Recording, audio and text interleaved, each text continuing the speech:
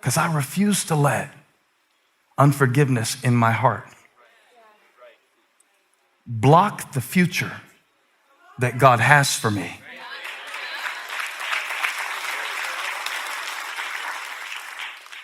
He said, so I want you to forgive because I'm forgiving. And we got to get our mind right. Because here's what happened. This is the part of the text I couldn't figure out.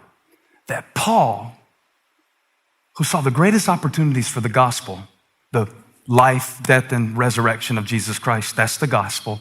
That if you believe in his name, you will be saved. That's the gospel. That his blood atones for your sin, that you don't have to have the blood of bulls and goats, Old Testament sacrifices, that by believing in his name, you may have life. Nothing could stop the gospel from progressing through Paul. But he describes something very interesting, and I want us to study it today. He says in verse 12, now when I went to Troas to preach the gospel of Christ and found that the Lord had opened a door for me, I still had no peace of mind because I didn't find my brother Titus there. So I said goodbye to them and went on to Macedonia. Wow. So we got Troas, that's a whole city. And we got Titus, that's one person. Let's look at this together again because I don't know if you had your Starbucks today and I don't want you to miss it. In verse 12, he said, I went to Troas and God gave me an open door to share the gospel in this city. Troas is also a port city. Look, you see this? Zoom in on the camera. I don't know if this will work or not. I don't know if we can get close enough, but try to focus. You can't really see. Is there another camera? I need to show you this. Focus, I'll be still. You focus. That's it? What? This one? I want that page right there.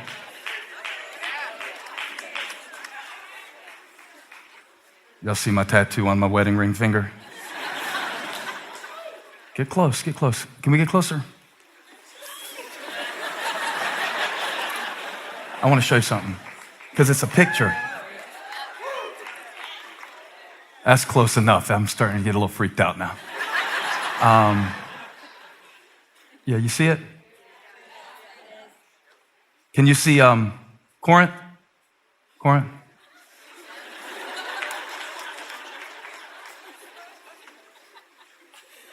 You know, we could have done this professional. I could have put it on the screen. It could have been great. And there, oh, look, there's Troas. See Troas? And there's Ephesus in Macedonia. So Paul's like, I came here, Corinth, and I preached the word in this important city, this isthmus that connects southern Greece to the mainland. It's important. It's important. Everybody say it's important. And he says, you are more important to me than being right is. I'm not going to argue with you about this because it's stopping the gospel from flowing. I'm not going to argue with you about this because there's stuff that needs to happen. There's something important that needs to get distributed. See, Paul understands if the church at Corinth doesn't get right with him, it's going to affect the rest of his ministry to the Gentile world. So he said, I'm letting go of the offense to seize the opportunity. Why am I preaching about that? Because some of you are losing the opportunity because you won't let go of the offense.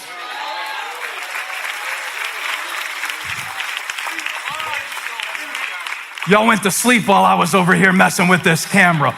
Wake up. I said the opportunity is greater than the offense. And so that's Corinth. You see Corinth? I'm so sorry, y'all, about this.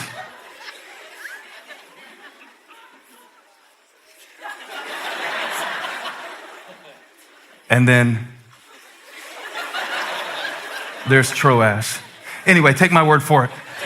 Between the two, this is what I want to get to.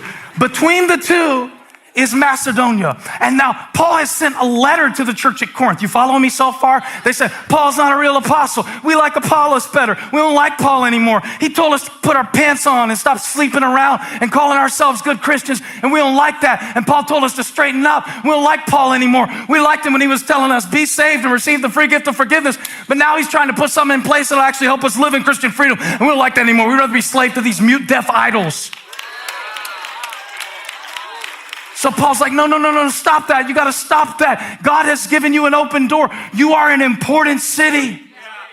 You are an important city. I'm not preaching about them. I'm preaching about you. You are an important city. You are an important city. You got the confidence to say it out loud. I am an important city. I am an important city. Even though I came from a small town, I'm an important city. I am a shipping destination. I am a port for the gospel of Jesus Christ. I am an opening to generational freedom. Yes, I am. I am an important city. Oh, little town of Bethlehem, from you shall come a ruler. I am an important city. And I have an open door. And God has placed opportunities in my life in this season that are amazing.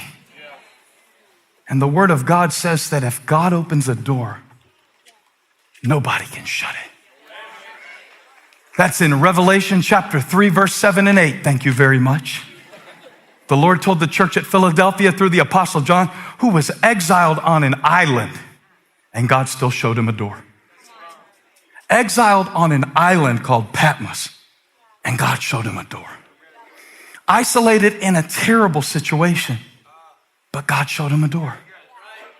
And listen what he prophesied to the church at Philadelphia. He said, these are the words of him who is holy and true, who holds the key of David. That means that Jesus Christ has a kingdom over which he has all authority. The key of David. That's the God you serve. So when people leave you out, you're not locked out because he has the key to that room. Woo! I'm just happy, y'all, because everybody doesn't like you. Everybody doesn't have to. If God is for you, you don't have to say anything. You don't have to defend yourself. You don't have to go back and forth. Let it go and get through this door. The door is yours. Okay. So he says, he holds the key of David. What he opens, this is speaking about salvation. This is speaking about how Jesus Christ is the door, how you come to God through him, through nothing else, through no other system. He is the author of salvation. He is the finisher of our faith. He holds the key of David. I'm preaching about Jesus now. I'm preaching about Jesus. And he said, what I open, no one can shut. And what he shuts, no one can open. Next verse, please. Let's stay on this for a second. I know your deeds. See, I have placed before you an open door. The Lord said, I placed before you. It's not going to be in your past.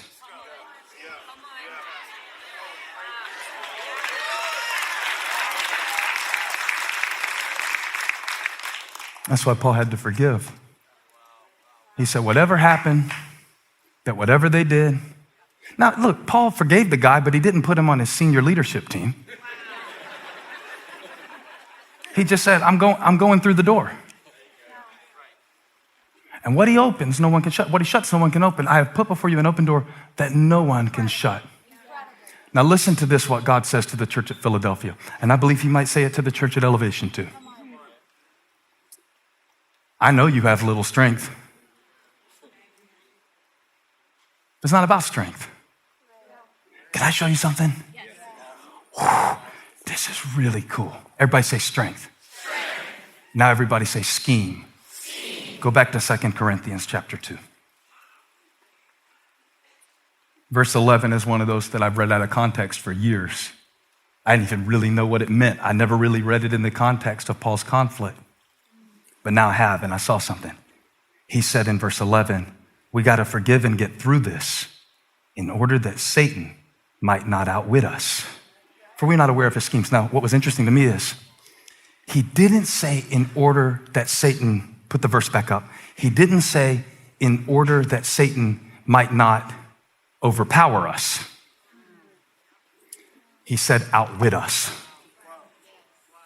Because the battle is not about strength. It's about strategy. Put this in the chat, say it out loud if you're with me in the room. It's about the strategy. And Satan is not stronger than you. We just read this. If God opens a door, nobody can shut it. No devil, no depression, no trauma, no abuse, nothing can stop the gospel of Jesus Christ from going forth in your life, in your heart, in your marriage. We give the devil too much credit sometimes because we'll say, oh, well, the devil is attacking my marriage. The devil is attacking my finances. That's where you're feeling it, but that's not where the attack is happening. He didn't say in order that Satan might not overpower us, because that would make it about your strength. And we already know from John 16:33 that Jesus said, peace I give to you. My peace I leave with you. In the world you will have trouble, but take heart. I have overcome the world. It's not about the trouble in front of you. We could have a testimony service about your trouble. What's the point? We could all line up and play, can I top your trouble? I have a headache. I have a backache. I don't have a back. I don't have a head. I'm decapitated. I've seen people do it, and we top each other with our trouble. But that's not what this is about, is it? It's not about what's happening in my life. Satan's not stronger than you. He can't make you do anything. If God opens the door to freedom, if God opens the sea, you can go through it. I don't care who's chasing you. I don't care who said you couldn't. I don't care how long you've struggled with it. It's not about who's stronger. It's about who's smarter. Because you're like, well, that's Jesus. Jesus has overcome the world. I'm not Jesus. But 1 John 4:4 says, greater is he that is in you than he that is in the world. So he's not stronger. That's not why you're stuck.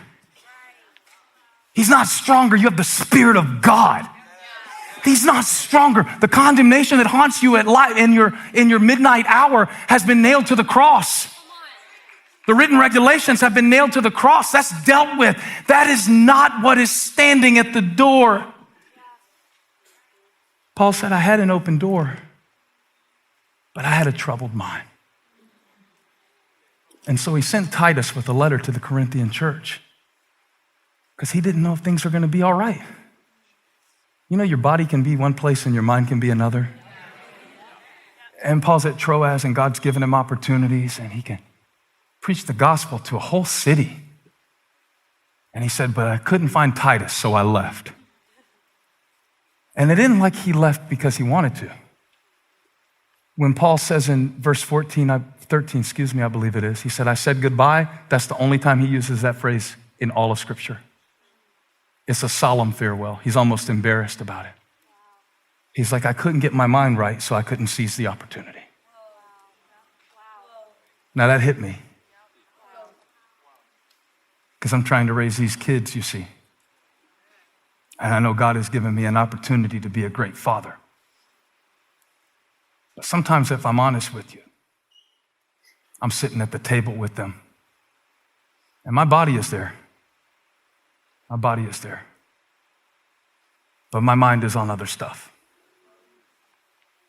And some of it is real. And some of it is completely fabricated. Of stuff that might happen 3 years from now. Maybe. And so my mind will drift to the possibly and slip away from the present. Now, when I saw Paul, I saw us. He said, I was in Troas, and so was the open door that God gave me. And great things could have happened in Troas. But I had to say, goodbye, not because of the trouble in Troas, but because my mind was troubled. The enemy wants to mess with your mind so much that you can't even go through the doors that God opens for you.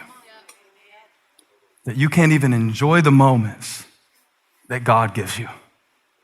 He wants to mess with your mind and scramble your perspective to the point where you can't even focus long enough to sit down and pray about something. He wants to get you so focused on something, and I put down 4 things that spell the word door with each first letter. One was the disappointments in your life. One was the outcomes that you can't control. That's the O. Disappointments, outcomes. One we mentioned, the offenses that you can't get over. And one is the regrets of the opportunities that you can't get back. So I realized that not only does God use open doors, so does Satan.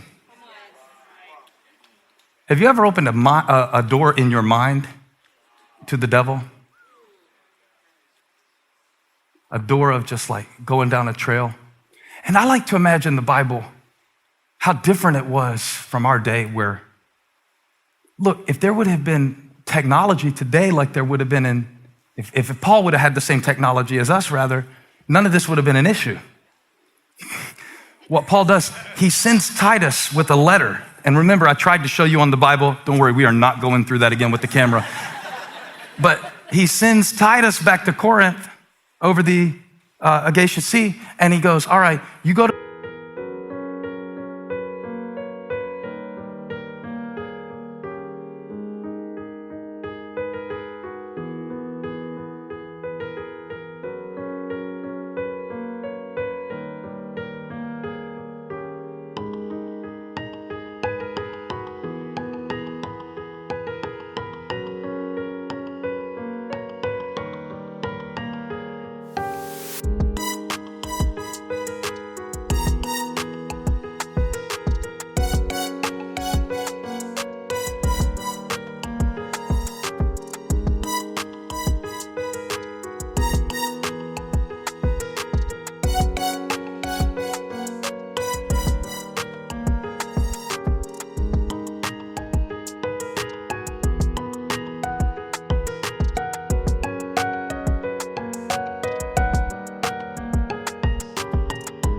Corinth, and when you get back, tell me how it's going. Tell me if they receive my correction. He's trying to reconcile the relationship, but he sends Titus with the letter, his trustworthy companion in the gospel. And he said, Titus, when you get there and find out, let me know.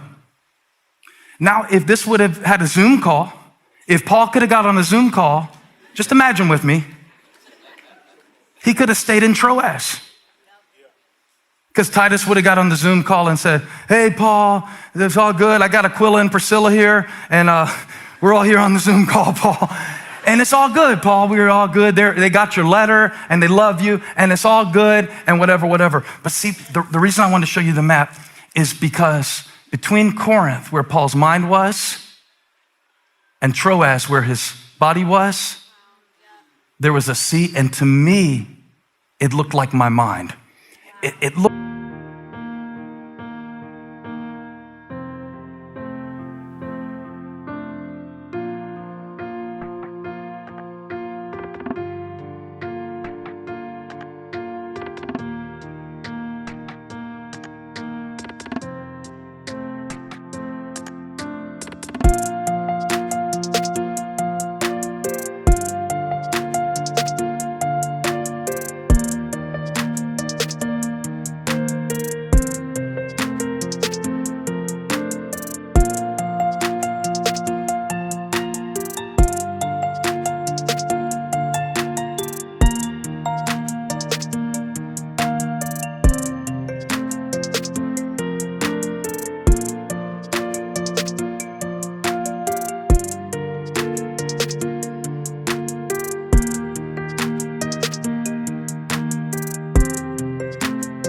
like how sometimes my body is in one place, but my mind is in another. And Paul, with a note of sadness, said, I had to say goodbye to the opportunity that God gave me because I couldn't get my mind right in the process. Has that been you? Let me give you a little test to see if that's been you. Have you been not letting new people love you because of how old people hurt you? Have you stopped trusting people, period? Because you found out that people are not trustworthy totally? You never should trust anyone totally other than God. Even if they want to do good for you, they're going to let you down. They can't help it. It's the human condition. But for you to sit there and go, well, I'll never trust anybody with anything again. I got to do it all on my own. If you want something done right, you got to do it yourself. And people are just people. Yeah, people are just people, and you're one of them, and Jesus died for all of us. So you got to get back in the game and do some stuff in this life and not get so bitter that you don't go through the door.